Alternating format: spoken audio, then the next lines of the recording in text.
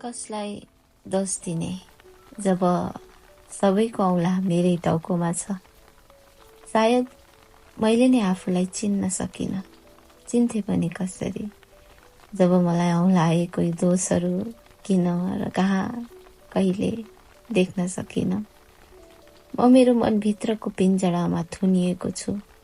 सायद ढोका खुल्लै छ होला, तर म त्यहाँबाट उड्न सकिनँ। सबैजना चरा जसरी आफ्नै मनबाट उड्ने रहेछन्, मलाई त्यो कसैले सिकाएन। अब थाहा हुँदैछ, तर म त्यहाँबाट उड्न चाहिनँ। यो मन मेरो घर बनेको छ। म उड्न चाहन्छु, तर मन भारी छ। उसले सकेको छैन। मनले भन्छ, एकैछिन अझै कुर न रूपल। यो सब बितेका पलहरू मैले छोड्न सकिनँ। सबैले छोडेर हिँडे जस्तो छ है। म अलिक कमजोर छु, मैले सकिनँ। मैले पनि भने, नआत्तिउ न मन, नआत्तिउ। यता अँधेरो छ, मलाई पनि डर लागेको छ।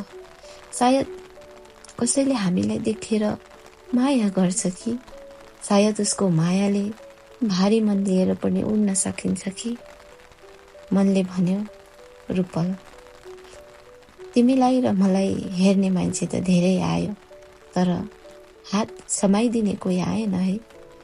यसै त म भारी छु, अझै त्यही माथि तिमी रुन्छौ।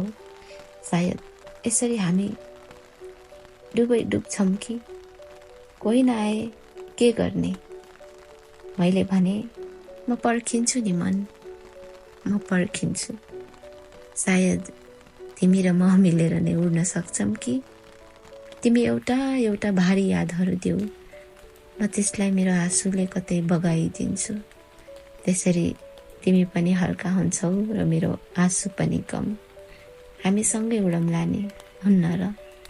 यसैले म पर्खिन्छु, म तिमीलाई पर्खिन्छु।